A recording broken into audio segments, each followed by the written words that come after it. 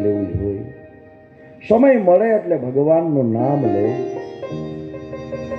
સમય છે ફરી વાર આવતો નથી.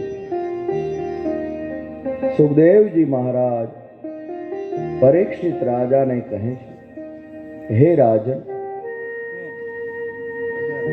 ત્યાર પછીની કથા છે ખગોળ ભૂગોળની કથા બતાવેલી છે.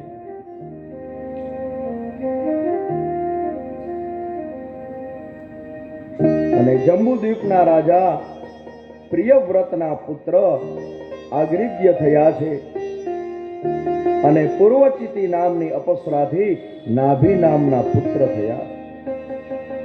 અને નાભીનું મેરુની પુત્રી મેરુ દેવી સાથે લગ્ન થયું અને એને યજ્ઞ દ્વારા ઈશ્વરનું યજન કર્યું અને સ્વયં ભગવાન નાભીને ત્યાં પુત્ર બનીને આવ્યા. બોલીએ શ્રી વૃષભદેવજી ભગવાન કી જય.